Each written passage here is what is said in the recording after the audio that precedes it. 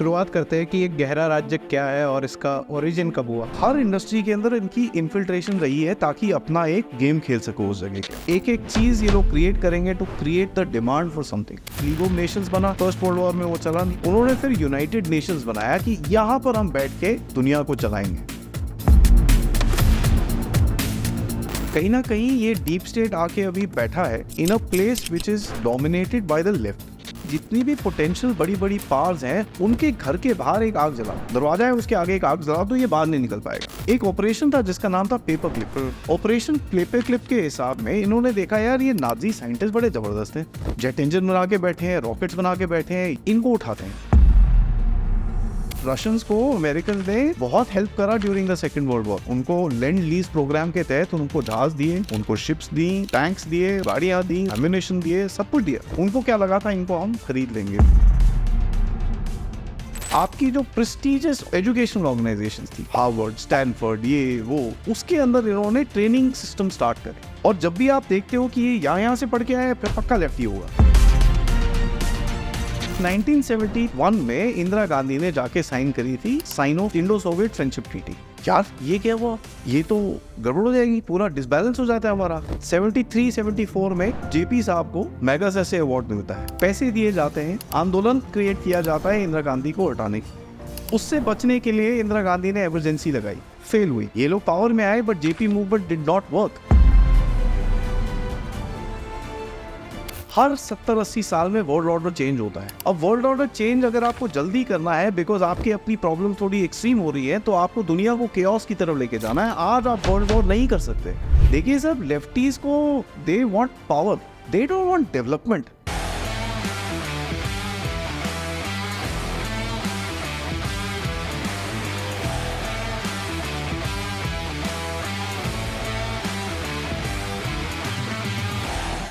My honor to be here and thank you very much. Let me have the pleasure of shaking you by the hand as a Brit would say. नमस्ते और जय श्री राम आप सभी लोगों को। सबका स्वागत है आज के इस टीजेडी पॉडकास्ट के संस्करण में। और आज हम डिस्कस करने वाले एक ऐसा टॉपिक जो आपको, हमको, सबको कंट्रोल करता है, द डीप स्टेट, और जिसको हमारे आदि जी ने एक नया वर्ड फ्रेज किया है, गहरा राज्य। आदि जी वेलकम आपका। नमस्कार, थैंक यू सो मच। शुरुआत करते हैं कि एक गहरा राज्य क्या है और इसका ओरिजिन कब हुआ। अगर आप गहरा राज्य, डीप स्टेट को अगर आप देखें, इट्स अ वेस्टर्न कॉन्सेप्ट। ठीक है, वेस्ट का जो एक स्ट्रक्चर था उसको प्रोटेक्ट करने के लिए एक स्ट्रक्चर बनाया गया कि जिस तरह से आप दुनिया में जिस तरह आपने राज फैला रखा है उसको आपको रखना है। अगर आप देखें इंग्लैंड में एक जगह थी विच इज़ नोन एज एक सिटी ऑफ लंदन। ठीक है, it's not the city of London. City of London के अंदर एक और सिटी है जिसका नाम है सिटी ऑफ लंदन। इसकी अगर आप एक हिस्ट्री देखें, इसको बोलते थे the square mile. 10th century के एंड में आते आते जब विलियम द कॉन्करर उस तरफ आ रहा था, वो लड़ के थक गया था एंड ये जो एक स्क्वायर माइल था ये गिव अप करने को राजी नहीं था। 10-12-15 साल के बाद उसने बोला अच्छा ठीक है यार, तुमको जो चाहिए तुम करो, मैं और नहीं करना, लेट मी एस्टैब्लिश, मैं अपना किंगडम यहाँ बनाता हूँ। तो एक डील हुई थी कि भाई जो ये एक सिटी ऑफ लंदन है इसके अंदर जो चीज़ें होंगी उसको इंग्लैंड का राजा भी नहीं इन्फ्लुएंस कर सकता, राजा रानी जो मर्जी कह लीजिए आप। उस टाइम से ये एक स्ट्रक्चर चला आ रहा था जिसने अपना इन्फ्लुएंस दुनिया में बढ़ाने की बात करी है। अगर आप भारत के कॉन्सेप्ट में देखें, जो ईस्ट इंडिया कंपनी थी, it was basically a part of that, जो जिससे आपको कंट्रोल किया जाता था। तो ऐसे ही इन्होंने हर देश में जाके छोटे छोटे स्ट्रक्चर्स बनाए जिससे ये उस देश को इन्फ्लुएंस करते हैं, अपने इंटरेस्ट को सिक्योर करते हैं और कहीं ना कहीं दूसरे देशों को एक डायरेक्शन में लेके जाते हैं और दंड देते हैं जब वो देश उस डायरेक्शन में नहीं जाते। तो ये स्ट्रक्चर बेसिकली चलता रहा एंड धीरे धीरे करके कुछ फैमिलीज ने इस स्ट्रक्चर को कंट्रोल करा, क्योंकि जैसे जैसे डेवलपमेंट होती गई, ट्रेड, दिस दैट, तेल का चीज़ बाहर निकली तो एक फैमिली ने तेल पकड़ा, बैंकिंग बाहर निकला तो एक फैमिली ने बैंक्स पकड़े, फार्मास्यूटिकल निकला तो एक फैमिली ने वो पकड़ा, टेक्नोलॉजी और इंडस्ट्रियल रेवोल्यूशन की बात करें तो एक फैमिली ने उसको पकड़ा। इंश्योरेंस की बात करें तो एक फैमिली ने उसको पकड़ा। तो ऐसे करके कुछ 12, 13, 14 फैमिलीज हैं जिन्होंने पूरे एक जो कमर्शियल एंटिटी है दुनिया की उसको कंट्रोल कर लिया। ये फैमिलीज आज भी हैं, उनके वंशज आज भी हैं और वो उसी तरह से काम करते हैं जैसे उनके पुराने करते थे एंड उनकी एक्सपेक्टेंसी भी वही है। तो जो एक एम्पायर था, ब्रिटिश एम्पायर था, आप देखिए it was the largest empire एंड उसमें एक सेइंग होती थी कि भाई the sun never sets on the British empire. क्यों? क्योंकि उनकी कॉलोनीज हर जगह थी पूरी दुनिया में। तो अगर यहाँ पर अंधेरा है तो यहाँ पर उजाला रहता था। तो the sun never actually set on the British empire. But कहीं ना कहीं एक पावर शिफ्ट हुआ। अब ये पावर शिफ्ट क्यों हुआ? क्योंकि ब्रिटिश एम्पायर जो भी था, जो उसका ओरिजिन था, it was not very secure. ठीक है, ट्रांस सी ट्रेड शुरू हो चुका था, लोग अपनी नेवीज बना चुके थे। तो England as an entity was very close by to its enemies, बहुत पास था वो अपने दुश्मनों के। तो उसको कहीं और लेके जाना था। तभी जब अमेरिकन जो आइलैंड है उसके ऊपर, जब आइलैंड का जो पेनिनसुला है उसके ऊपर जब वो लोग घुसे, वो उसको बोलते थे the new world. The new world क्यों बोलते थे? बोलते थे यार ये जगह सिक्योर है, इसमें दोनों तरफ पानी है, नीचे जो छोटे मोटे देश हैं वो तो सब लल्लू पंजू है, काले कलूटे लोग हैं, उनको मैं देख लूंगा। एंड यहां पर मैं एक अपना स्ट्रक्चर बनाता हूं जो दुनिया का स्ट्रेंथ बनेगा। आइडियोलॉजिकली अभी भी उसकी सीट इंग्लैंड में थी, लेकिन the force of that seat transferred to America. Mind remained in England but body went to America. धीरे धीरे अभी उनके बीच में भी ये स्ट्रगल रहा, एक दूसरे को खींच के, but they have got a special relationship. ठीक है, दोनों का। और ये रिलेशनशिप कहां पर फॉर्म हुआ? जैसे आप ब्रिटिश एम्पायर का डिक्लाइन देखते हैं, फर्स्ट वर्ल्ड वॉर हुई, जहां पर ब्रिटिशर्स और फ्रेंच ने पूरी जो मिडिल ईस्ट है उसको डिवाइड किया। जो एक अगला बड़ा एम्पायर था which was the Ottoman empire, उसको तोड़ ताड़ के करा।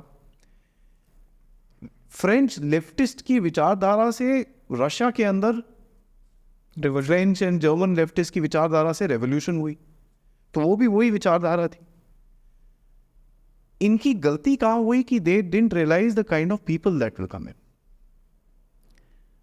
उसके बाद जो आपने एक स्ट्रक्चर बना के चलता रहा 1939 तक, जबकि सेकेंड वर्ल्ड वॉर छिड़ा।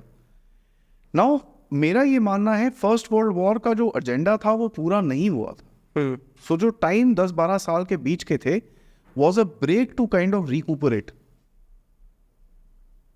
कि साहब आप भी हथियार बनाओ, हम भी हथियार बनाएंगे, उसके बाद लड़ेंगे। सेकेंड वर्ल्ड वॉर में क्या हुआ? ये रियलाइजेशन हुई कि अमेरिकन जो कॉन्टिनेंट है वो बहुत सेफ है, वहां पर आप अपना इंडस्ट्री टेक्नोलॉजी उधर पे डेवलप कर सकते हैं एंड दुनिया को वहां से कंट्रोल कर सकते हैं, क्योंकि उसके पास अपनी इंटरनल थ्रेट्स कम थी। नेबर्स को उसने जकड़ के रखा हुआ था, अपनी इंटरनल स्ट्रेंथ उसकी कम थी। और उस टाइम पे अमेरिका भी अपनी थोड़ी थोड़ी फोर्स दिखानी शुरू हो गया था। स्पेनिश अमेरिकन वॉर हो चुकी थी, जहाँ पे फिलीपींस अमेरिका की कॉलोनी बन गया था, तो उसने भी यहाँ पर थोड़ा बहुत अपना गेम खेलना शुरू करा था। वो अपना एक डोमिनेंस अपने एरिया के अंदर बोलता था कि भाई इस जगह पे कोई नहीं आएगा। बाद में जाके उसको मनरो डॉक्ट्रिन के बारे में बोलते हैं, तो वो चीज़ें उसने करी। सेकेंड वर्ल्ड वॉर में जब वो स्ट्रक्चर टूटना शुरू हुआ, जो पुराना अरिस्टोक्रेटिक स्ट्रक्चर था, ओल्ड वर्ल्ड ऑर्डर जो बोलते हैं जिसको, उसमें इन फैमिलीज ने बोला यार चलो ठीक है, जो मर्जी है, हम पीछे से काम कर लेते हैं, हमको अपना पैसा चाहिए, अपनी दौलत चाहिए, अपनी शोहरत चाहिए, हम पीछे से काम कर लेते हैं। What happened was they realized कि साहब ये डीप स्टेट और ये जो स्ट्रक्चर है इसको कंट्रोल और इसको सिक्योर करने के लिए हमको कुछ ऑर्गेनाइजेशंस चाहिए होंगी जिसमें हम अपनी दुनिया के अंदर रौब बसा सकें। सो डीप स्टेट के 3-4 स्ट्रक्चर्स निकले, जहां पर उन्होंने बोला कि साहब पहले एक लीग ऑफ नेशंस बना, फर्स्ट वर्ल्ड वॉर में वो चला नहीं। उन्होंने फिर यूनाइटेड नेशंस बनाया कि यहां पर हम बैठ के दुनिया को चलाएंगे। अपने लोकल इंटरेस्ट को सर्व करने के लिए उन्होंने नेटो बनाया, सीटो बनाया, सेंटो बनाया, हर जगह सिक्योरिटी ऑर्गेनाइजेशंस बनाई, जहां पर उनको फर्क नहीं पड़ा वो टेररिस्ट था, वो डिक्टेटर था, वो जो मर्जी था, उनके साथ काम करके उन्होंने अपने इंटरेस्ट को सिक्योर करना शुरू करा। इस पूरे गेम के अंदर अगर आप 1945 की हिस्ट्री देखें, उसमें 2-3 ऑपरेशंस हुए थे जिसके बारे में मैं आपको बताता हूँ. आपको इमेजिन करेंगे कि कितनी एक लैक ऑफ, जो बोलते हैं ना कि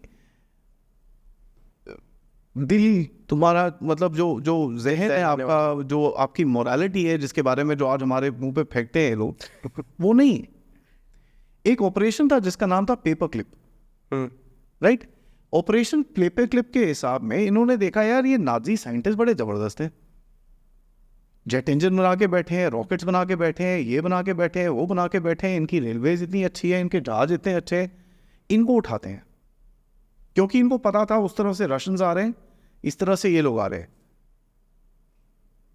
ऑल्दो जो रशियन स्टेट के अंदर जो कॉन्सेप्ट था वो एक वेस्टर्न कॉन्सेप्ट था, कम्युनिज्म. बट जो लीडर था वो इनको बोलता था ना ना ना, मैं तुम्हारी बात नहीं सुनूंगा. वो अपने काम करता था. And by the way Russians को अमेरिकन ने बहुत हेल्प करा during the second world war. उनको लैंड लीज प्रोग्राम के तहत उनको जहाज दिए, उनको शिप्स दी, उनको टैंक्स दिए, उनको गाड़ियां दी, उनको एम्यूनेशन दिए, सब कुछ दिया. उनको क्या लगा था, इनको हम खरीद लेंगे. विंस्टन चर्चिल की एक सेइंग होती थी इस चक्कर में. वो बोलते थे कि if you want somebody to behave like a member of your club, treat him like a member of your club. उसका दिल चेंज करने की कोशिश करो. वो होता नहीं, बिकॉज रियलिटीज अलग होती हैं. यही चीज आज आप भारत में भी देखते हैं कि वो आपको एक तरफ से दिखाते हैं भारत इतना आप हमारा दोस्त है, ये है, पीछे से डंडा मारते हैं, इंडेक्सेस आते रहते हैं.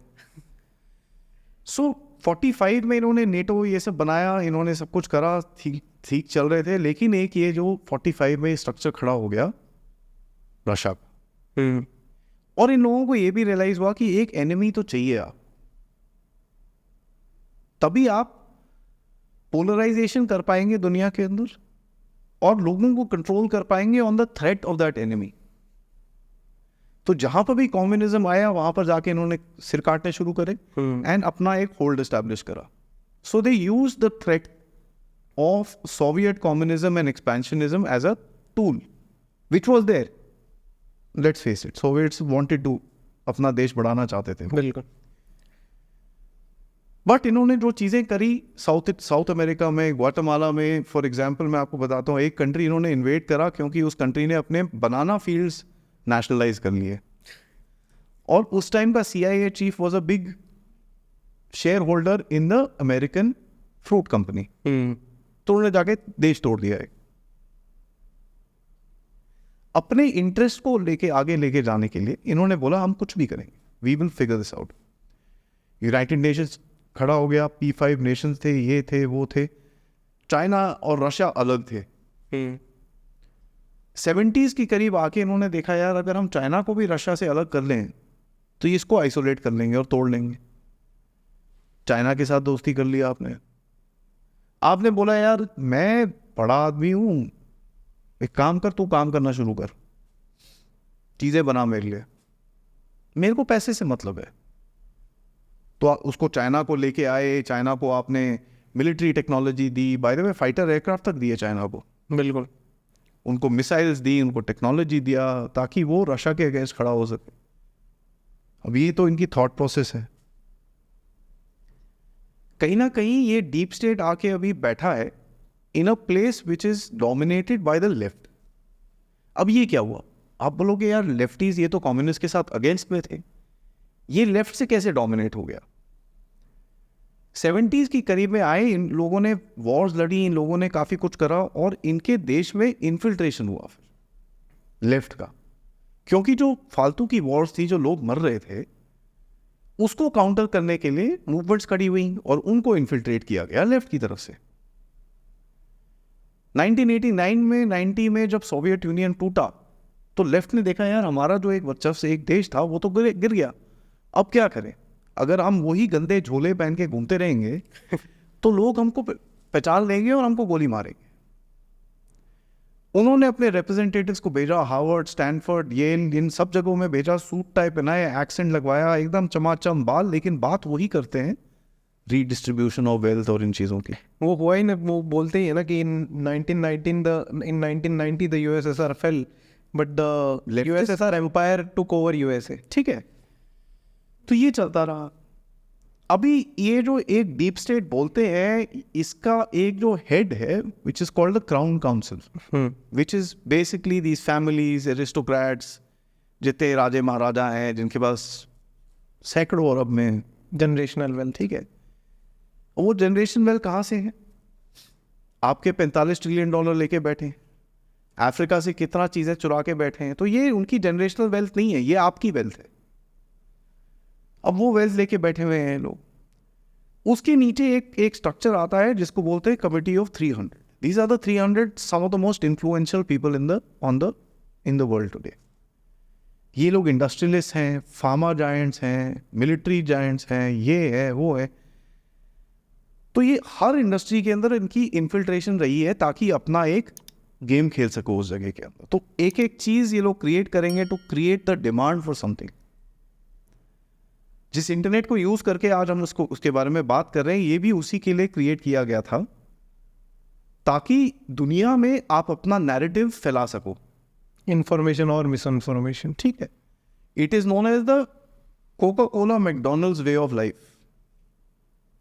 ठीक है, आप लोगों की मोरालिटी इतनी खराब कर दो कि उनको मैकडोनल्ड्स के बर्गर्स, डोमिनोज के पिज्जाज और कोका कोला के आगे कुछ ना दिखे। आप इंटरनेट में चाहो ना चाहो, आपको आपके सभ्यता, आपकी सिविलाइजेशन से अलग चीजें दिखती हैं जो भारतीय सिविलाइजेशन में एक्सेप्टेबल ना हो, क्योंकि वो आपकी सिविलाइजेशन को तोड़ना चाहते हैं। वो आपको ऐसी चीजें दिखाएंगे ताकि आपका माइंड चेंज हो, एडिक्टिव करेंगे। आप रील्स देखने बैठो तो आप बैठे ही रहोगे, देखते रहोगे, देखते रहोगे, देखते रहोगे, देखते रहोगे, बिकॉज वो आपका दिमाग पढ़ते हैं कि इस रील में वो ये ज़्यादा टाइम स्पेंड करता है तो मैं इसकी रील इसको ज़्यादा दिखाऊं। आपको जैसे अगर वॉलीबॉल पसंद है तो आपको वॉलीबॉल की रील बार बार दिखाएंगे, because they want you to be connected to that. वहाँ पर आपके दिमाग में सटल प्लांट्स करते हैं वो, ताकि आपकी एक सोच बड़ी रहे। बट ये जो टैक्टिक्स हम बात कर रहे हैं, कमिटी ऑफ 300 जो अप्लाई करती है नरेटिव वॉर के लिए, तो यही सेम टैक्टिक्स रशिया या जो सोशलिस्ट रेजिम्स थी वो भी अप्लाई कर रहे थे। तो what was the reason that the committee of 300 succeeded and the communism failed in achieving? Influence जो होता है ना सर, इन्फ्लुएंस अगर आपको करना है, अगर मेरे को आपको इन्फ्लुएंस करना है, tactics remain the same, the tools change. ठीक है, टूल्स डिफरेंट होते हैं। सोवियत यूनियन का जो एक प्लान था was to bring in communism. Now communism से होता क्या है, पैसे नहीं बनते, एंड उससे फिर नाराजगी बनती है। मेन कंट्री ऑफ रशिया के अंदर actually quality of life was pretty good. ठीक है, उनके पास हॉस्पिटल एक्सेस था, there was 100% employment, they spent a lot of time and energy on creating atmosphere for people to grow, but controlled. ठीक है, mistake उन लोगों ने क्या करी है कम्युनिज्म ने, कि हर चीज का एक स्टेट कंट्रोल होता है। नो, स्टेट कंट्रोल के मतलब एक कोई बॉस होता है और वो उसके ऊपर होता है कि भाई वो कितना सीधा आदमी है, एंड पावर करप्ट्स। आप शी जिनपिंग को देख लीजिए, जिस मर्जी को देख लीजिए, जो सिंगल पार्टी लीडर्स या सिंगल लीडर्स होते हैं उसके अंदर हमेशा करप्शन आती है, दिमाग का करप्शन आता है, because the arrogance goes to your head and then you start making mistakes. And that is exactly, अगर आप जो करंट डीप स्टेट जो एक वर्ल्ड स्ट्रक्चर को देख रहे हैं, कि वो इतनी बेवकूफियां करता है, जब बाहर बैठे लोग देखते हैं कर क्या रहा है भाई ये, what is he doing, it does not make sense, right. Now एक जो शिफ्ट आया, जब एक डीप स्टेट थोड़ा सा हिला, जब लोगों ने बात करनी शुरू करी कि यार तुम कर क्या रहे हो, was after the fall of Soviet union, जब एक सिंगुलर पावर इमर्ज हुआ, अमेरिका। उसने बोला भाई अब तो कोई खड़ा हो, मैं इसे तोड़ूंगा, उसका end of history, end of history. अपने बंदे इन्फिल्ट्रेट करे सोवियत यूनियन के अंदर भी। आज जो बड़े प्रो पुतिन लोग बात करते हैं, half of them were infiltrated inside Russia for a period called the rape of Russia. दूसरी चीज उन्होंने करी कि भाई जितनी भी पोटेंशियल बड़ी बड़ी पावर्स हैं, उनके घर के बाहर एक आग जला दो, दरवाजा है उसके आगे एक आग जला दो, ये बाहर नहीं निकल पाएगा। तो आप जितनी बड़ी पावर्स देखो, भारत के आगे पाकिस्तान जला रखा है, पाकिस्तान के पीछे अफगानिस्तान जला रखा है, चाइना के आगे भारत को जला रखा है, चाइना के उस तरफ जापान को जला रखा है, रशिया के इस तरफ यूक्रेन को जला रखा है, रशिया के उस तरफ जापान को जला रखा है, साउथ कोरिया को जला रखा है, अंदर चेचनिया वगैरह तो है ही। अंदर वहाँ जले हुए हैं, middle east middle central Asia में उसको प्रॉब्लम है, सऊदी अरेबिया के आगे ईरान को जलाया हुआ है। जो भी बड़ी बड़ी पावर्स हैं उनके घर के बाहर एक छोटी सी आग लगा लो ताकि उस आग को आप ऊपर और नीचे कर सको। देन दे रियलाइज्ड यार ये भी कर नहीं सकते क्योंकि कई जो न्यूक्लियर स्टेट्स हैं उनके पास ऐसी पावर है कि उस आग को वो बुझा सके। तो हमको सोसाइटल इन्फिल्ट्रेशंस करने पड़ेंगे, इनके देश के अंदर घुसना पड़ेगा to control the thought process और अपने इंटरेस्ट को सिक्योर करे। वो कैसे करा? आपकी जो प्रेस्टिजियस ऑर्गेनाइजेशंस थी, जो एजुकेशनल ऑर्गेनाइजेशंस थी, क्या हार्वर्ड, स्टैनफोर्ड, ये वो, उसके अंदर इन्होंने ट्रेनिंग सिस्टम स्टार्ट करे। और जब भी आप देखते हो कि ये यहां से पढ़ के आया फिर पक्का लेफ्टी होगा, because that is what they did. इन लोगों ने चोजन लोग उठाए दुनिया भर में से, उनको एजुकेट करा, उनको अपना एक नजरिया दिखाया और बोला कि साहब आप जो अपने कंट्री में कर रहे हो वो गलत है, ऐसे काम करते हैं। और इन लोगों को आपके देश के अंदर डाल के छोड़ा कि अब आप जाओ अपने देश में जाके इस चीज को फैलाओ, आंदोलन जीवी, हम आपको पैसे देंगे पीछे से। CIA का इसके अंदर बड़ा रोल रहा। लाइक मैं आपको एक एग्जांपल देता हूं भारत के बारे में, आप ये जान के थोड़ा शॉक हो जाएंगे। इंदिरा गांधी को निक्सन और ये लोग बड़ा हेट करते थे, उसको वो तो कॉल रिकॉर्ड्स भी बीच में लीक हुए। क्यों हेट करते थे इज अ बिग क्वेश्चन। क्योंकि 1971 में इंदिरा गांधी ने जाके साइन करी थी Sino Soviet friendship treaty, sorry Indo Soviet friendship treaty, जहां पर भारत और सोवियत यूनियन की दोस्ती होगी। यार ये क्या हुआ, ये तो गड़बड़ हो जाएगी, पूरा डिसबैलेंस हो जाता है हमारा। 73-74 में जेपी साहब को मैगसेसे अवार्ड मिलता है। पैसे दिए जाते हैं, आंदोलन क्रिएट किया जाता है इंदिरा गांधी को हटाने के लिए। उससे बचने के लिए इंदिरा गांधी ने इमरजेंसी लगाई, फेल हुई। ये लोग पावर में आए but JP movement did not work, क्योंकि वो पर्सनालिटी ड्रिवन बन गया rather than a nationalistic movement. वो जेपी का मूवमेंट हो गया, लेकिन उसके अंदर से कुछ इमर्ज हुआ which was the Jansangh and Bharatiya Janata Party and all that, वो मूवमेंट में से निकला। यही चीज आपने रिपीट देखी 2010-11 में जब केजरीवाल का मूवमेंट चल रहा था, उसके बीच में से मोदी साहब वाइल्ड कार्ड एंट्री आए। और वो क्यों हुआ था? क्योंकि जो आपकी कांग्रेस की लीडरशिप थी वो जाके चाइना के साथ MOU साइन करके बैठ गई। उन्होंने बोला यार तुमको हमने इतना सब कुछ दिया, तुम वहाँ क्या जा रहे हो, हटो यहाँ से। सो दे क्रिएटेड समवन एल्स, उसकी प्रोफाइल बनाई, उसका NGO बनाया, उसको फंडिंग करी, उसको ये करा और उसको फील्ड में छोड़ा। अब तू चला। अब वो अलग चीज़ है कि इनकी जो चॉइस ऑफ मैन पावर है, HR पॉलिसी बहुत खराब है इनकी। ठीक है, एंड उसका एक रीज़न है। रीज़न ये है कि लेफ्टिस्ट की जो फ्लैप्स, उसका दिमाग खुलता नहीं है उसमें। He is not able to think beyond a certain horizon. उसको अपने जैसे लोग चाहिए जो उसके साथ वो काम करेगा, और वो फिर पॉपुलेशन छोटी हो जाती है। तो ये एक डीप स्टेट का तरीका है काम करने का। एंड ये तरीका अगर आप भी उस पावर में होते तो आप भी वही चीज कर रहे होते। Let me say that very clearly. इसमें कोई बुरी बात नहीं है। आप आप बोल सकते हो कि ये है वो है, आपने इतने बंदे मारे, इतने बंदे किसने नहीं मारे। Throughout history it's a history of bloodshed and wars, and that's how it is. War is peace is a time between two wars. Right. Simple. Peace is preparation of war. War. And हर जगह इनके interest हैं तो they gain either ways. Military technology इनके पास है तो ये हथियार भी बनाते हैं, फार्मास्यूटिकल है तो दवाइयाँ भी बनाते हैं, सीमेंट की फैक्ट्रियाँ इनके पास है तो तुम लड़ाई करके सब कुछ तोड़ दो, फिर हम जाके बनाएंगे।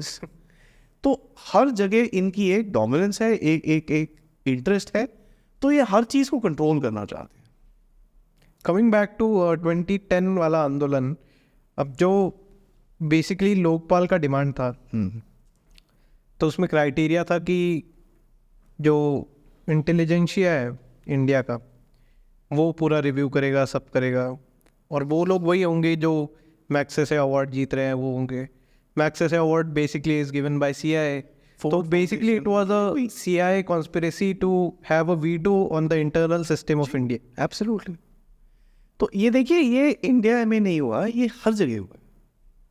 They have done this in every country of the world. और जहां पर इनको गेम खेलना होता है उनको एक्टिवेट करते हैं, देश को अंदर से वीकन करते हैं, रेवोल्यूशन लेके आते हैं और अपने बंदे को बिठा देते हैं. That's how they do this. And यही इनका प्लान है भारत के साथ भी. अब इनको ये पता है कि दूसरी पार्टी एकदम ही बेवकूफ है तो वो बोलते हैं जी हमको मोदी थोड़ा वीक चाहिए. राइट. तो ये गेम है और कुछ नहीं है. डीप स्टेट इज अ अब देखिए इसके स्ट्रक्चर्स देखिए. आज जो डीप स्टेट के मैं बोलता हूँ, जैसे काफी बारी बोला है कि भाई उसके अंदर भी दरार है, क्योंकि कई लोग बोल रहे हैं यार ये लेफ्टिज्म से पैसे नहीं बनते भाई, इससे तो पैसे बर्बाद होते हैं, मेरे को पैसे बनाने हैं. But that idea is very lucrative to sell to the ordinary man to bring in a revolution. कि आप कैपिटलिज्म से उतना एक गरीब को इन्फ्लुएंस नहीं कर सकते जितना आप सोशलिज्म से इन्फ्लुएंस कर सकते हैं. Absolutely correct. और सोशलिज्म के अंदर जो चीज़ें बोल दी जाती हैं, those are just tools. Democracy हो गया, रिलीजियस फ्रीडम हो गया, ये हो गया, वो हो गया, ये सब टूल्स हैं टू यूज ऑन यू. जिसके ऊपर आप प्रेशर किसी चीज़ से डाल सकते हो तो उस टूल को यूज़ किया जाता है. हमारे अंदर USCIRF की रिलीजियस फ्रीडम रिपोर्ट बहुत पॉपुलर है और बहुत लोग गुस्सा होते हैं उससे, तो वो बार बार यूज़ करते हैं आपके साथ. इनफैक्ट अभी भी लास्ट वीक भी स्टेटमेंट था कि रिलीजियस में किसी को देने का फर्क नहीं पड़ता, तो वहां पर आप जितनी मर्जी रिपोर्ट निकाल लो उसको कोई फर्क नहीं पड़ता. सो उसको पता है कि ये पॉपुलेशन इस चीज़ में रिएक्ट करती है, इस पॉपुलेशन को इस चीज़ से सेंसिटिविटी, और वो सेंसिटिविटी किसने क्रिएट करी? इन्होंने ही करी, by creating the country of Pakistan. आपने जो एक डिवीजन करा उसी को आप वापस बाहर लेके आए ना. 1891 में जो सेंसस करा, जिसमें कास्ट का गेम खेला आपने, रिलीजन का गेम खेला, जो सब कुछ करा was done to control. And ये चीजें बड़ी सिंपल है समझने के लिए. आज इनका स्ट्रक्चर है made up of aristocrats, committee of 300. उसके बाद एक नया बीच में स्ट्रक्चर आ रहा है जो कमिटी ऑफ 300 और अरिस्टोक्रेट्स को पुश कर रहा है, which are the new hedge funds, the new money which is there. These hedge funds are worth $500-600 trillion. इतने एसेट्स हैं इनके पास. एक एक कंपनी 9-9, 10-10, 11-11, 15-15 ट्रिलियन की है, और ये एक दूसरे में इन्वेस्ट हो रखे हैं. तो ये भी बड़ी एक स्ट्रेंथ है. And they do everything. They own the mic, they own the speaker, they own the light, they own the camera, they own everything. तो आप इस तरफ जाओ वो पैसे बनाते हैं, इस तरफ जाओ वो पैसे बनाते हैं. बट वो लोग देख रहे हैं यार ये तुम बेवकूफ़ी क्या कर रहे हो, लेफ्टिज्म से आप फैक्ट्रियां बंद करा रहे हो, ये कर रहे हो, this thing does not make money, so there is a push back now. आपस में झगड़े हैं इनके, तभी आपको दुनिया टर्मोइल में दिखती है इस टाइम. तो आप बोलो यार ये तो अपने आप को डिस्ट्रॉय कर रहे हैं, ये क्या है, व्हाट इज दिस हैपनिंग. देखिए हर 70-80 साल में वर्ल्ड ऑर्डर चेंज होता है. अब वर्ल्ड ऑर्डर चेंज अगर आपको जल्दी करना है, बिकॉज आपकी अपनी प्रॉब्लम थोड़ी एक्सट्रीम हो रही है, तो आपको दुनिया को केओस की तरफ लेके जाना है. आज आप वर्ल्ड वॉर नहीं कर सकते, क्योंकि एक स्टडी हुई है, एक जर्नलिस्ट, बुक राइटर, ऑथर, जो मर्जी बोल लीजिए, एनी जेकबसन करके हैं. शी सेज कि जब अगर कोई वॉर होती है between nuclear powers, with in the first 72 hours the nuclear button will be pushed, and 72 minutes after that 5 billion people will die. Extreme, right? 5 billion out of 8, मतलब बचेगा कोई नहीं. But there are some theories that say that deep state wants exactly that, कि population control हो जाए. उनको 4 से 5 चाहिए. अब ये भी बड़ी बिकॉज देखिए इनके अंदर एक यूनिसन नहीं रहा. हर कोई अपने आप को चैंपियन समझता है. फार्मा वाले अपने आप को चैंपियन समझते हैं, फाइनेंस वाले अपने आप को चैंपियन समझते हैं, डिफेंस वाले अपने आप को चैंपियन समझते हैं, ये वाले अपने आप को चैंपियन समझते हैं, हर कोई सेपरेट. और ये पॉलिसी कैसे बनाते हैं? This policy comes out of 2 institutes, 2 organisations. एक ऑर्गेनाइजेशन जिसका नाम है चैटम हाउस, बड़ा सुना होगा लोगों ने, कोई जाके वहां पर काफी लेक्चर करता है उनकी कैफेटेरिया के अंदर, 18 लोग बिठा के सामने. और दूसरा है the council of foreign relations, जो अमेरिका के अंदर है. ये 2 डिसाइड करते हैं डिप्लोमेटिक एजेंडा दुनिया का. इस डायरेक्शन में जाएंगे जी, ब्रिक्स नहीं चाहिए हमको, ये नहीं चाहिए हमको। तो भारत के लिए आपको जितना भी रिकमेंडेशन, जितना भी कट कटा के जो हार्ड चीज़ें आती हैं वो स्टेट डिपार्टमेंट से आती है, जो कनेक्टेड है किसके साथ, काउंसिल ऑफ फॉरेन रिलेशंस के साथ।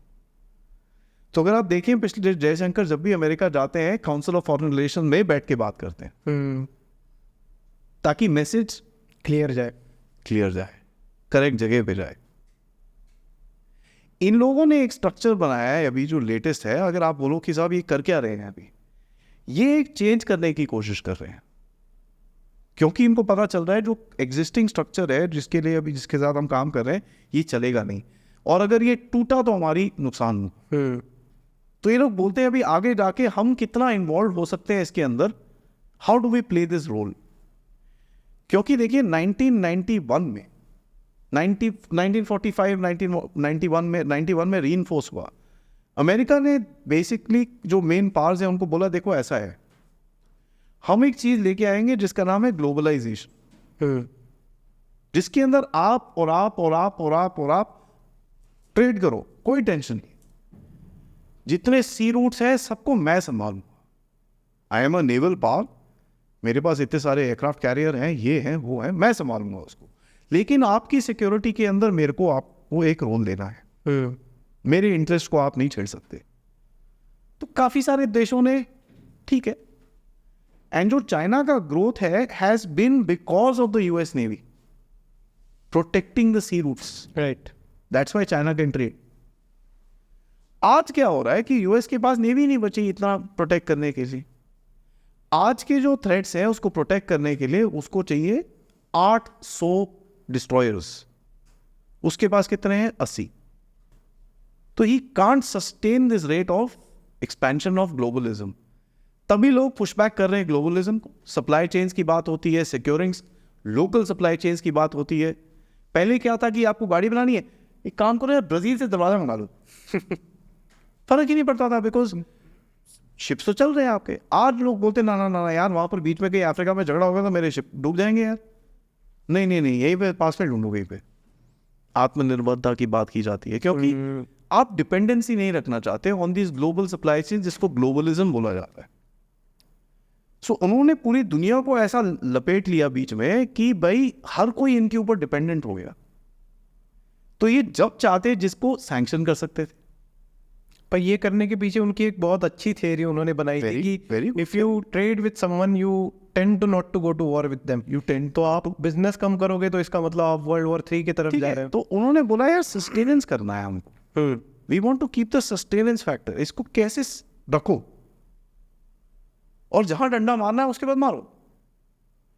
जिन जिन लोगों ने उसको चैलेंज करा इन्होंने उसको मार दिया। Muammar Gaddafi,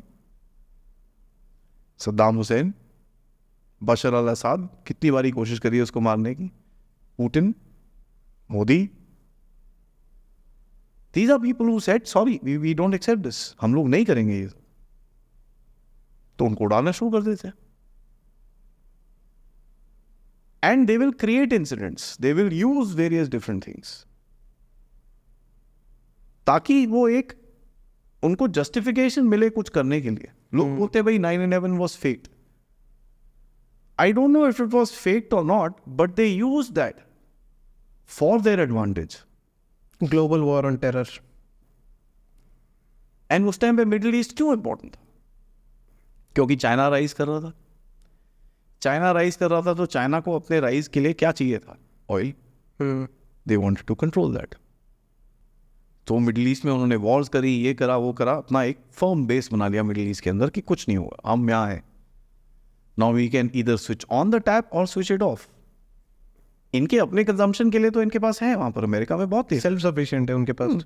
they don't need this, but वो वहां पर वो करते नहीं, they don't take it out, वो यहां से लेके जाते ताकि अपनी प्रेजेंस यहां बना के रखें। Pakistan is another such example. इसको बनाया गया था to keep a track of this area, temporary structure था ये कि यार इंडिया को बढ़ने मत देना, क्योंकि ये भूतनी के पता नहीं कितने साल पुराने हैं। कोई बुक में लिखा है 70,000 80,000, पता नहीं क्या है यार, ये पागल हो गए, इनको जरा कंट्रोल में रखो। चाइना को हम देखते हैं अभी तो फंसा हुआ है, आपस में लड़ रहा है वो देखते हैं उसको, जब भी बढ़ेगा तो हम कंट्रोल करेंगे उसको। अफगानिस्तान जहाँ पर अगेन सिविलाइजेशन है, जहाँ जहाँ पर सिविलाइजेशंस आपको देखेंगी वहाँ पर ये सिविलाइजेशन को तोड़ने की बात करते हैं, क्योंकि अगर वो हिस्ट्री रियलाइजेशन हो जाए लोगों को, फिर तो यार 300-400 साल के, 1000 साल के स्ट्रक्चर को कौन मानेगा? नहीं मानेगा, बोलेगा यार मैं तो 30,000 साल से बैठा हूँ यहाँ पर, तू तो 400-500 1000 साल मान ले, उससे पहले क्या था तू?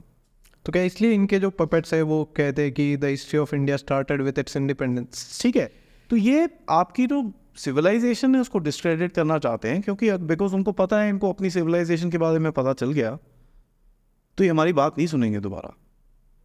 आप अमेरिकन डिफेंस डिपार्टमेंट की वेबसाइट पे जाके देखें, इन्होंने हमारी सिविलाइजेशन के बारे में बहुत इन डेप्थ स्टडीज करी हैं।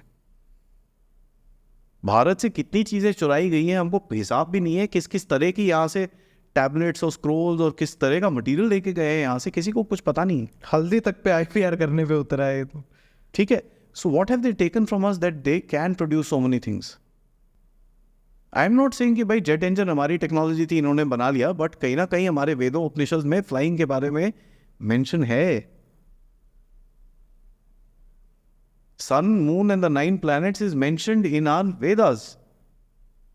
अर्थ इज सर्कुलर। इनको 1650 में पता चला। हमारे लोग तो यार ऊपर देख के, अच्छा भाई यार दिवाली आ रही है भाई उनको पता था क्या हो रहा है। अच्छा ये इधर पे पहुंच गया, ये आ रहा है, ये इधर पे पहुंच गया, ये आ रहा है, ये आज पूर्णमासी है जी, आज ये संक्रांति है जी, आज ये है, आज वो है, सब कुछ ऊपर देख के पता होता था उनको। ये लोग पिछले 100-200 साल में सीखे हैं, 300 साल में सीखे हैं। So for them India is a very important place to just keep shut. उसमें 2-3 चीजें आती है, वन इज ज्योग्राफी, सिविलाइजेशन की हमने बात करी, दूसरा ज्योग्राफी। आपके व्यूअर्स को मैं बोलूँगा एक मैप खोल के देखिए, अगर एक यूएसए सुपर पावर है उस तरफ, अगर ऑपोजिट साइड पे देखेंगे there is only one country that has the similar advantage as USA, that's India. पूरा ओशन है आपके पास, रिसोर्सेज हैं, कनेक्टिविटी है, हिस्ट्री है, नॉलेज है। So for them India is very important to keep in control. तो पूरा डीप स्टेट ने आज आपके ऊपर सब कुछ फेंक दिया आपके इलेक्शन के अंदर, सब कुछ, इसको पकड़ के रखो, ये हाथ से गया तो हम गए। तो ये तो मोदी जी को भी पता था, हमने काफ़ी इंटरव्यूज़ देखे इलेक्शन टाइम पे जिसमें उन्होंने कहा कि the external powers are doing everything they can to just try to control this election and try to control the mandate of the people। तो ये सब पता होते हुए भी कुछ किया क्यों नहीं गया? ये जो मिस इन्फॉर्मेशन कैंपेन चलाई गई है, जो नैरेटिव चलाया गया, तो इसको कंट्रोल करने के लिए मोदी जी ने कुछ क्यों नहीं किया? That is a very interesting question. अब ये लोग गाली देते हैं मोदी, कुछ नहीं करा तुम लोगों ने, ये नहीं करा, वो नहीं करा।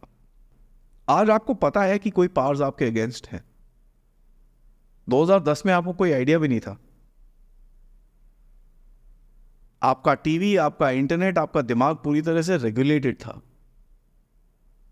ठीक है, जो थोड़ा सा चीज़ें खुली है, सोशल मीडिया ये वो कर कुरा के, उसके से हमको पता चला है कि यार ये हो रहा है दुनिया के अंदर।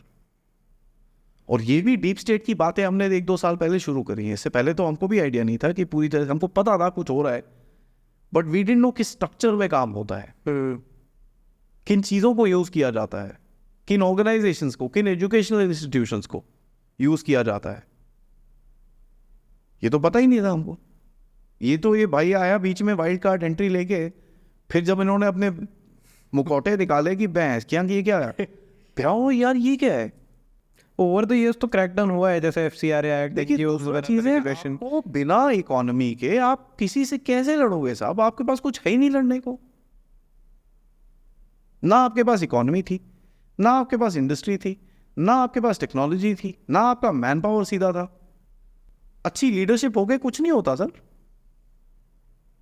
और हमारी कंट्री वैसी देख लो आप, टूटी टाटी पे बुरे हाल थे। कोई एक वो अपना कोई वो बोलता है, एक वो बोलता है, कश्मीर में हालत खराब, नॉर्थ ईस्ट में हालत खराब। तो आप पहले किसी से लड़ने से पहले अपने आप को ठीक करोगे ना यार, कि साहब मैं अपनी टांगे सीधी कर लेता हूँ, मैं अपने दिल में जो इतने बड़े बड़े छेद हैं उसको सिलवा लेता हूँ कहीं पे, मैं अपने आप को थोड़ा सीधा कर लेता हूँ, उसके बाद मैं लड़ूंगा इनसे। एक लेवल पे लाके आई कैन फाइट। चाणक्य नीति में बड़ा क्लियरली लिखा हुआ है, अगर आप पढ़े उसके अंदर, कि साहब if you can't fight your enemy and you know आपका एनिमी आपसे तगड़ा है, delay the war. till the time you become strong enough to take him on. यार वॉर आपको आपके टाइम से लड़नी है, मैं उसके टाइम से क्यों लड़ूं? तो मुझे ये समझ में नहीं आता है. I don't understand the whole thing. आप क्यों नहीं कर रहे कुछ? आपने देखा आपके साथ क्या हुआ इस इलेक्शन के अंदर. इतना सब कुछ होने के बाद, करने के बाद, सीखने के बाद भी आपको ये भी पता है कि आपके साथ गेम खेला गया है इस इलेक्शन में अच्छे से. ये जो प्रोटेस्ट होते थे, बहुत लोग गुस्सा होते हैं इसके अंदर कि प्रोटेस्ट में क्यों नहीं मारा उस टाइम, क्योंकि उनका मतलब था मोदी तू गोली चला, देख क्या होता है तेरे साथ उसके बाद. तेरे को अगला हिटलर ना बनाया ना हमने. Right, they wanted violence to go on. कि यार गोली मार, डिक्टेटर यार थप्पा ठोकेंगे तेरे को फिर. And this guys knew that. इनको पता है ये चाहिए इनको. They want that violence, they want a hard reaction. नहीं करा इन्होंने. बट उससे 2-3 एडवांटेज थे, क्योंकि ये इतना फ्रस्ट्रेट हो जाते थे कि अपने आप को एक्सपोज कर देते थे. वो तो टूल किट वगैरह सब लीक हो ही गई. सब लीक हो गई थी. बिकॉज आप एक झूठ को इतने टाइम तक चला सकते हो. जब आप उसको इतने टाइम तक चलाओगे तो वो फटेगा. इलास्टिक की तरह होता है, रबर बैंड. इतना खींच सकते हो, इतना खींचोगे तो टूटेगा और फिर लगेगी. That's what they change the policy कि यार नहीं, इसको अगर हम मारेंगे तो we will be in trouble. हमको बहुत ज़्यादा प्रॉब्लम्स होंगी.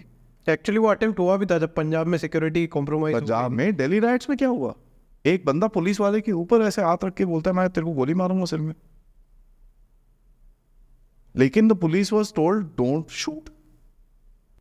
अब बहुत लोग इससे अलग सोचते हैं कि इससे कंप्लेसेंसी बढ़ी कि हम ये कर सकते हैं, मोदी जी वीक हो गए, ये हो गए. वो पूरा नैरेटिव चलता है. लेकिन रीसेंट स्टेप्स देख के तो मेरे को तो नहीं लगता है. फेस ऑन, हेड ऑन पंगा लिया है उन्होंने डीप स्टेट के साथ इस टाइम पे. उन्होंने तो यहाँ तक बोल दिया कि ये जितने ये इनके हैं इनको मैं देखता हूँ, मैं दिखाऊंगा. इकोसिस्टम को जवाब उसके ही तरह से दिया जाएगा. हाँ, वो तो उन्होंने कहा था कि चार्ज उनके पास. अब कोई जादू की छड़ी तो किसके पास नहीं है ना. इतने बड़े देश में आपको गवर्नेंस भी करनी है, डिप्लोमेसी भी करनी है, मिलिट्री गेम भी देखनी है, सिक्योरिटी भी करना है, डेवलपमेंट भी करनी है. उसके बाद आप ये सब करोगे. और जादू की छड़ी तो नहीं है. And they are very powerful. अगर ये 1000-1200 साल से अपने देश पूरे दुनिया को चला रहे थे तो आप क्या सोचते हो, आप फन्ने कहाँ हो कि चढ़ जाओगे सीधा ऊपर. चाइना रशिया कंबाइंड नहीं देख पा रहे उसको और आप बोलते हो भारत पूजा अंदर तोड़ दे सब कुछ. It's not possible. ये जो कश्मीर में हो रहा है it is a part of the game. One must understand. ये आग आपको अंदर की तरफ दिखवाना चाहते हैं, क्योंकि इनको पता है इन लोगों ने बाहर देखना शुरू कर दिया ना तो हम तो गए. तो इनको जरा इनवर्ड लुकिंग रखो, कीप देम इनवर्ड लुकिंग. तो ये नैरेटिव चलाएंगे आपके ऊपर,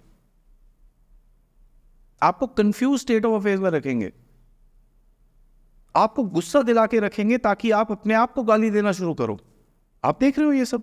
आपकी अपनी आर्मी को लोग गाली देते हैं, आपकी गवर्नमेंट को गवर्नमेंट को दो जिस मर्जी दो, मेरे को कोई फर्क नहीं पड़ता. इंडस्ट्रियलिस्ट को गाली देते हैं, आपके सिस्टम को गाली देते हैं, आपके इंफ्रास्ट्रक्चर को गाली देते हैं, आपके इसको गाली देते हैं, उसको गाली देते हैं.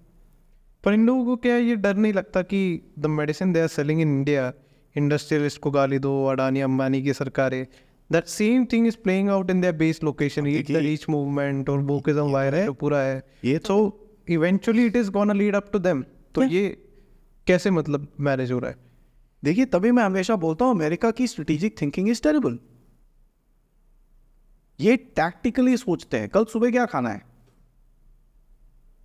अगले हफ्ते या अगले 2 साल तक मेरे को अपना खाने का सामान कैसे रखना है वो नहीं देखते. वो बोलते कल सुबह क्या खाना है मुझे बता. So their steps are taken as mistakes because they are thinking very short term. इतना सा. But how did it become so short term? Like USA is arrogance. 100 years back, USA was thinking for the next 50 years. Arrogance, simple as that. They think this when they became the single superpower, जैसे आपने बोला end of history.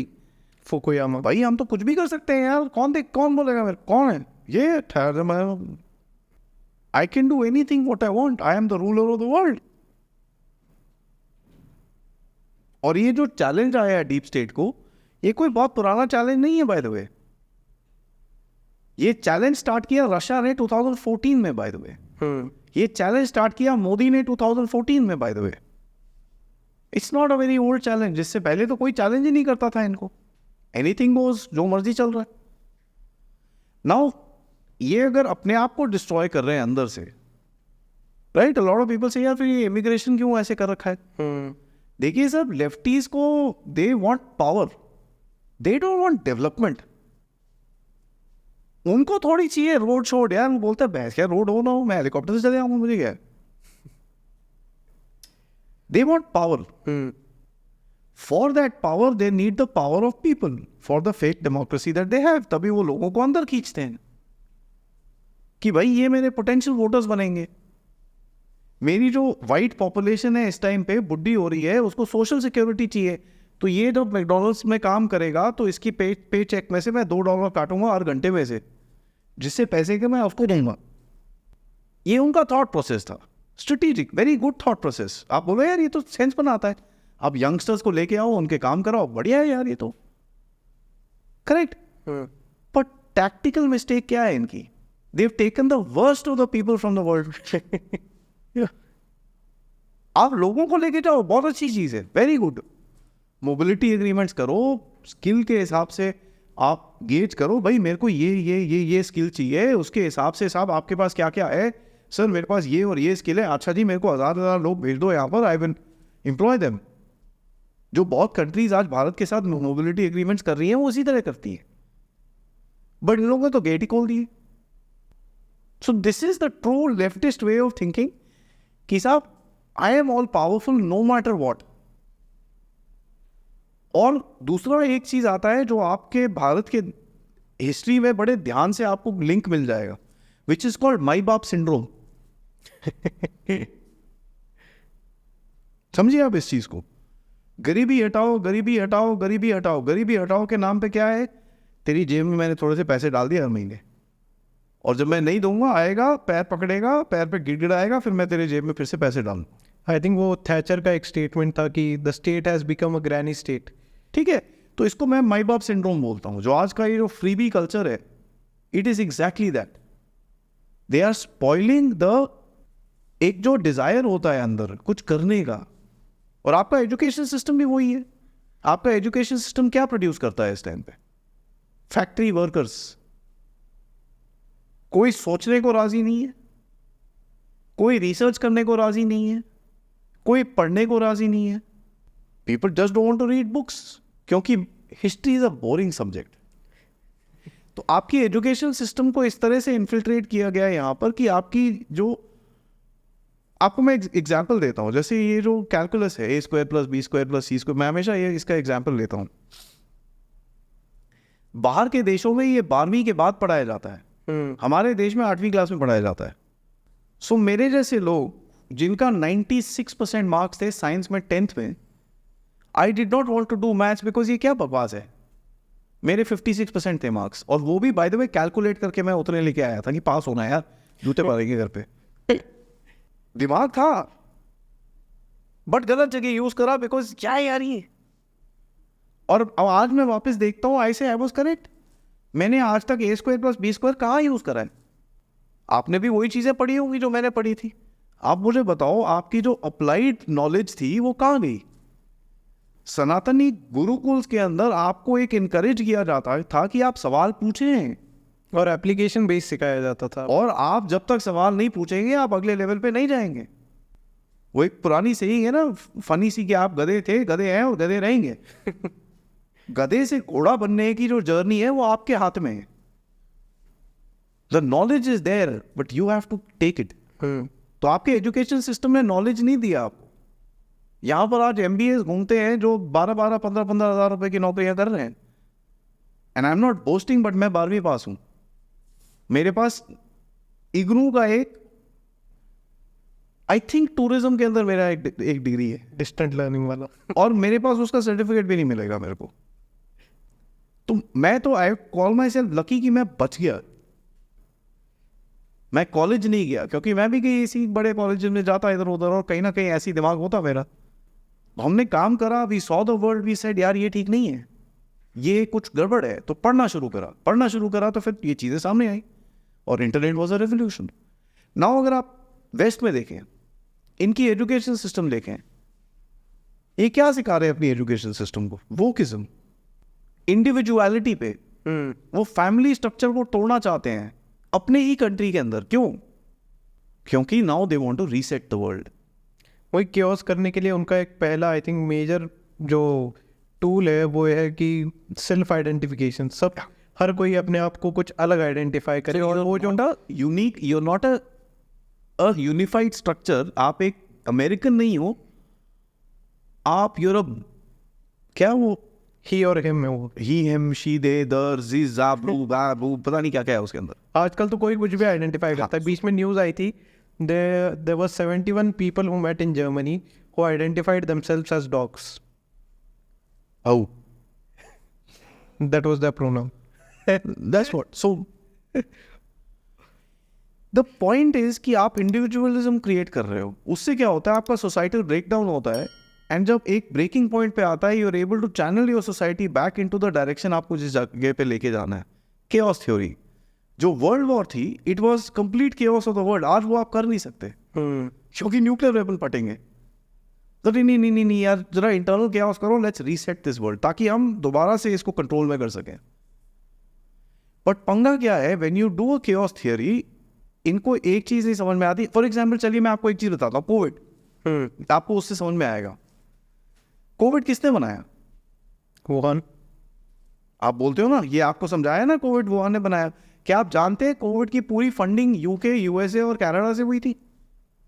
As a matter of fact 2018-17 के अंदर Canada से virus samples गए हैं China. Justinder Singh Trudeau के sign है उसके ऊपर। क्या करने? What was Canada doing giving viruses to China? To enemy state.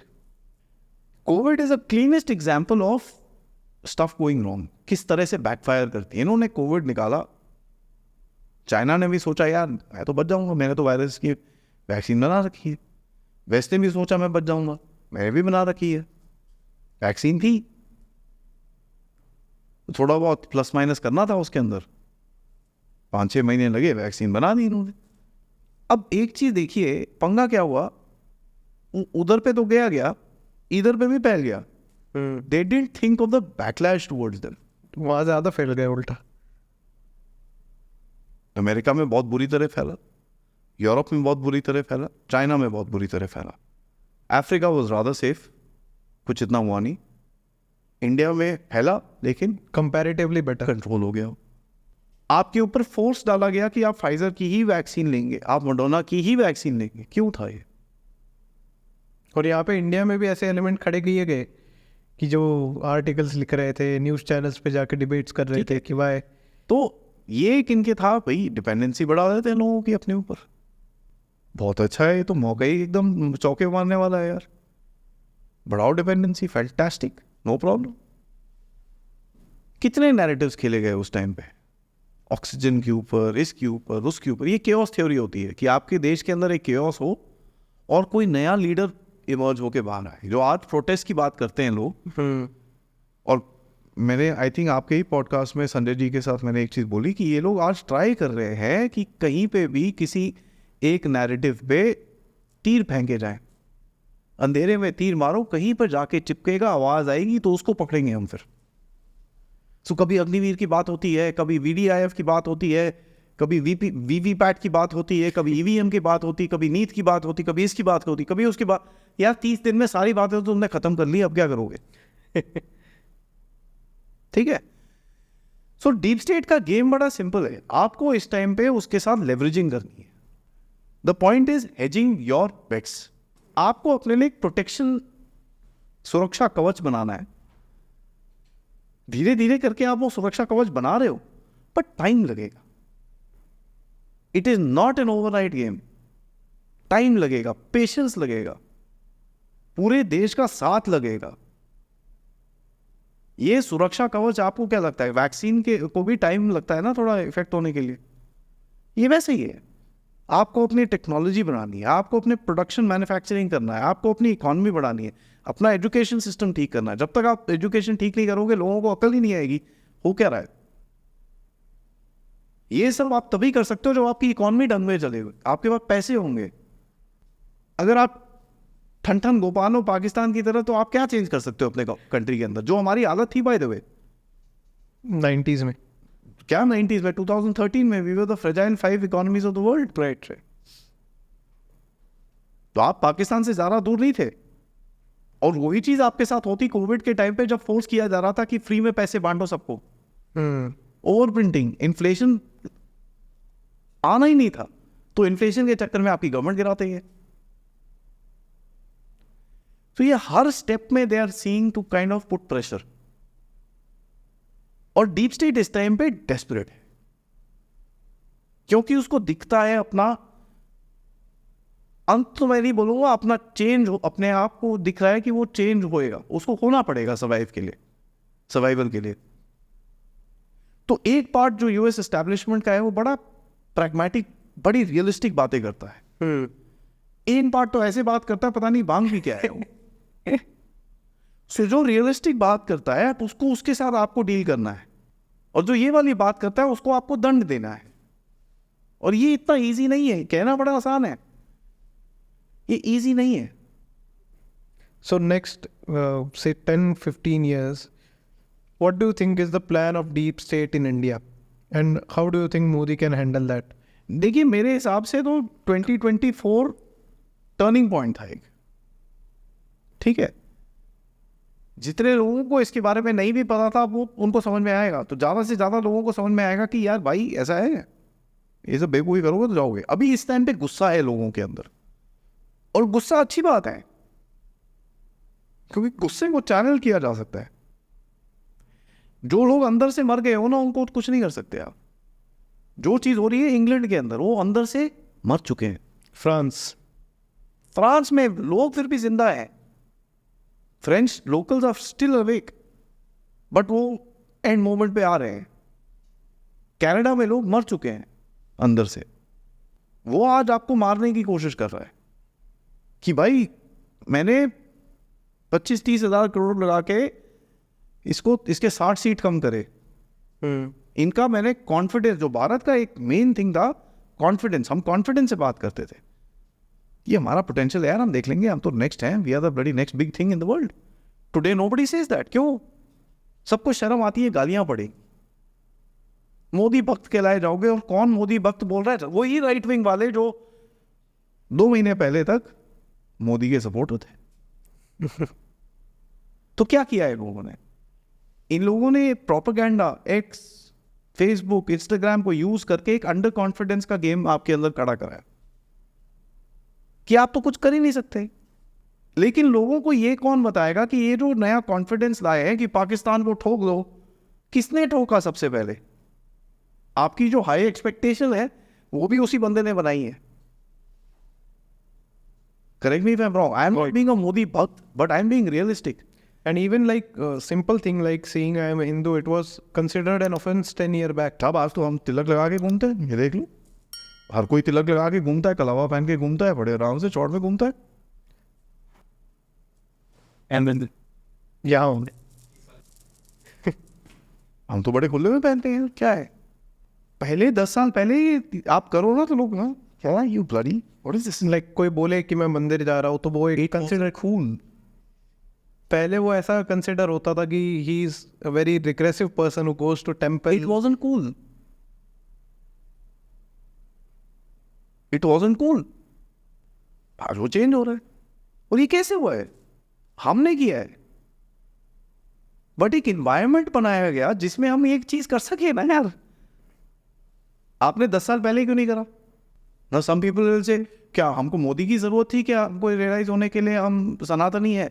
नहीं, him plus environment plus social media plus whole lot of things made that possible. It was always there in private, but people felt like it is not something you should display in public. So जो environment बना उससे लोगों को ये लगने लगा कि no, I can ये be confident in my identity. ये जाके मंदिर जाना शुरू हुआ, फिर से चार ये जा रहा है, आ जाऊंगा। बहुत लोगों को याद नहीं है सेल्फी लेना, वोटिंग फिंगर के साथ selfie. It was started by Modi. 2014। और सेल्फी कहां से कहां निकल गया देख लो। बेटी के साथ सेल्फी, स्मॉल थिंग्स.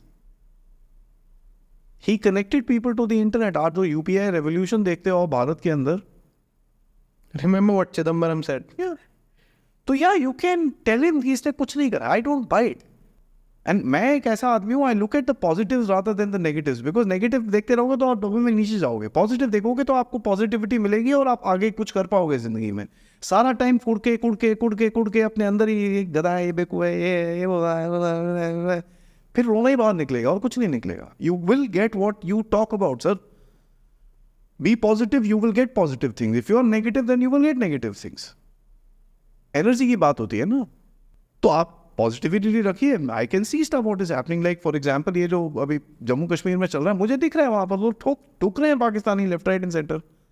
अब वो सर्जिकल स्ट्राइक है, जो मर्जी है यार, बंदे तो ठुक रहे हैं ना. मेरे को आम खाना है ना भाई, मैं पेट क्यों जाके गिरूं? My way of looking at it is very simple. It's not complicated. मैं बड़ा सिंपल सी चीज बोल रहा हूँ. हाँ, थोड़ी वीकनेस मुझे दिखती है. The guy's been there for 1 month. Let's be realistic. Hang on. Situation is different. And मैं अगर उसकी जगह पे होता ना तो मैं भी जरा चुप रहता, क्योंकि बड़े सारे आस्तीन में से सांप निकल रहे हैं इस टाइम पे. यार निकलने देना यार, और निकलने दे. एक ही बार ही ठोकूंगा ना सबको पकड़ के फिर. एंड आप मुझे बताओ नहीं निकल रहे क्या आस्तीन में से सांप? वो तो रोज के रोज निकल रहे हैं. तो फिर और काफ़ी जो इंडिक विंग के भी लोग हैं उनका भी एक टोन चेंज हो गया है कि नहीं, ये ऐसा, मतलब मोदी जो है वो राइट ट्रैक पे नहीं है, कोई डेवलपमेंट. तो यार आप फिर बना लो एक और party. I am saying this openly. जिसको नहीं पसंद प्लीज मेक अनदर ऑल्टरनेटिव. कुछ लोगों ने ट्राई तो किया था वैसे. करो ना यार, we will vote for you. अगर आप में इतना दम है, we will vote for you. Come show us your agenda, come show us your manifesto. बैठिए हमारे साथ, बात करिए, हमको बताइए आपके दिमाग में क्या है. क्रिटिसाइज करने के लिए मैं आपको वोट नहीं देने वाला साहब. I am not going to give you my vote because you criticise Modi. That is being, I mean, how stupid am I going to be? आप काम करो, एक स्ट्रक्चर बनाओ, सामने बोलो साहब ऐसा है, दिस गाय डजंट नो, मैं ये करूंगा, ऐसे ही करूंगा इसको मैं. हाँ जी, if I like it I will bloody vote for you. मुझे कोई फर्क नहीं पड़ता साहब. मेरा लुकिंग एट द, मेरा भारत फर्स्ट है. आज मोदी जी बैठ के अच्छा काम कर रहे हैं, I am is supporter. I am the big. कल को आप खड़े हो रहे हो यार, I will bloody support you. मुझे क्या प्रॉब्लम है? Do you think Pappu is the final bet of the deep state in India? नहीं, they will keep creating characters. इनके पास लाइन है लोगों की, तो लोग वही बोलते हैं इसको तोड़ो, ये जड़. ये जड़ नहीं है, ये प्यादे हैं. इसको डाउन किया था केजरीवाल को, अप किया था आपने. केजरीवाल को अंदर फेंक दिया, इसको अप कर दिया उन्होंने वापस. आपको क्या लगता है इनको और नहीं मिलेगा कोई? ये इतने बेवकूफ तो वो भी नहीं है. किसी की फोटो टाइम मैगजीन में आती है, किसी के पॉडकास्ट होने शुरू हो जाते हैं, तो आप क्या सोचते हो बेवकूफ है वो? यार 1000 साल से देश चला, दुनिया चला रहे हैं. They are also not fools, they know how to play the game. तो या आप एक, अब देखिए कोविड है, उसमें फीवर हो रहा है, आप फीवर की दवाई खा लो, उससे कोविड ठीक हो जाएगा क्या? सिंपल सवाल है सर. पैरासीटामोल खा लो आप, कोविड ठीक हो जाएगा, फीवर नीचे हो जाएगा आपका. थोड़ा टाइम तक फीवर नहीं फील होगा आपको. You're treating the symptom not rather cause. than the disease. तो यार हम भी बड़े टैक्टिकल लोग हैं, क्योंकि हमारा एजुकेशन सिस्टम वही है जो हमको 3 कदम आगे दिखाता है. आज मैं ये कर लेता हूँ, कल की कल देखेंगे. Yes no? Right. कौन सोचता है कि भाई मैं जरा ठहर जाओ, wait, let me see what happens. और 5 साल है उसके पास. ओए आ गया 29 भी. क्या बात कर रहे हो? आपको लगता है ये इलेक्शन हार जाएगा क्योंकि आज राहुल गांधी ने पार्लियामेंट में कुछ बोल दिया? चर्चिल कहता था 1 week is a very long time in politics. In politics, 1 day is a very long time. Forget a week. So I don't buy this. And there will be more people. There will be more attacks. जिस तरह ये और weaken होता जाएगा, ये और desperate होंगे. But अगर आप टैक्टिकल अटैक्स में बैठे रहोगे तो आप स्ट्रेटेजिक गेम नहीं खेल पाओगे साहब. आपको बड़ी गेम खेलनी है इस टाइम पे. तो या तो मोदी जी यहाँ पर बैठ के कथुआ के बाहर खड़े हो गए, आदमी को बोलते उधर मार, उधर ठोक, उधर ठोक. लोगों को पसंद आ रहा है, देख ठुकवा रहा है, मार रहा है मोदी. ठीक है, fair enough, that's what you want. Okay, agreed. I am no one, but I am just a guy who says no, I don't think so. I think उनको रशिया जाना है जो गए, जिससे जिस तरह से उन्होंने मैसेज भेजा है उसका रिएक्शन भी आएगा. उसके लिए हमको गेम खेलनी है दोबारा. So let's play the big game rather than this छुटपुट वाले. So final question, the decision of meeting S. Jaishankar, External Affairs Minister in 2019 and repeating that decision in 2024, how good you think that decision was to deal with these lobbies? देखिए, you need somebody who understands this lobby. अगर आप उनकी किताब पढ़ें, उन्होंने इसके बारे में बड़ा क्लियरली लिखा हुआ है. उन्होंने सिटी ऑफ रोम के बारे में लिखा है, सिटी ऑफ लंदन के बारे में लिखा है, क्लब ऑफ रोम के बारे में लिखा है. ही इज रिटन दिस, तो he knows what is happening. And जो आज जिन चीज़ों के ऊपर हम रैली करते थे थोड़ा टाइम पहले तक, Europe's problems are not the world's problems in this in that, who do you think came up with that? It's these guys only, right? Right. Then the point is, देखिए इस time पे Modi wants to show a certain amount of continuity. Why does he want to show that? Because अगर वो change करेगा, and let me ask you this question, अगर if you would have changed the cabinet, people would have come and said, weak हो गया, panic करके भगा दिया इसने, पैर हिल गया इसके, कंटिन्यू करा, ओए कंटिन्यू करा, कुछ चेंज नहीं करा. अरे यार चट भी मेरी पट भी मेरी. इस टाइम पे वो गेम हो रखा है. And this guy has always been like this. आप इसको देखो, कोविड के टाइम पे कितना कुछ बोलते थे. सेकेंड वेव में तो पता नहीं लोगों ने क्या क्या बोल दिया था. हरियाणा तो गया, यूपी तो गया, ओ यूपी में लोग मर रहे, गया. चिताओं के वीडियोस वायरल हो रहे थे यूएस में. फिर क्या हुआ? What happened? Nothing. And it's not because people are heartless. But देखो यार, झूठ की इतनी लाइफ होती है. और आज आपको दिख रहा है ना, लोगों, lot of people are regretting, यार ये क्या किया क्या हमने, बेवकूफ़ों, ये दोबारा नहीं करना. People are saying that, right? Openly people are saying that. It's a very clearly thing. Clearly said thing, clearly acceptable thing कि भाई ये तो बेवकूफ़ी करी है हमने. We made one of the biggest mistakes by not consolidating. पहले तो सब हंकी डोरी था ना, बल्ले बल्ले था. Now people have realized, भैया no, we need to wake up, otherwise we will be dead. I'm glad that has happened. हर चीज़ एक रीज़न के लिए होती है. Only when you finish the journey will you get to know what was that reason. जब आप ये 5 साल complete करोगे तो आपको प्रॉब्लली दिखेगा कि यार ये जो हुआ था ये ठीक ही हुआ था. प्रोबेबली एक कोर्स करेक्शन के लिए हुआ होगा कुछ. I don't know. I am not an अंतर्यामी. What I am is a realist. I look at things as they are. अभी मेरे को ये दिखता है तो मैं इसके बारे में एनालिसिस करूंगा. When the things will go down, there are places I have criticized them also. कि भाई फॉरेन पॉलिसी में, and I love Jaishankar ji. The guy is brilliant. But I've criticized him also. Maldives where our foreign policy was not active. Myanmar where we reacted too late. Openly I'm saying this.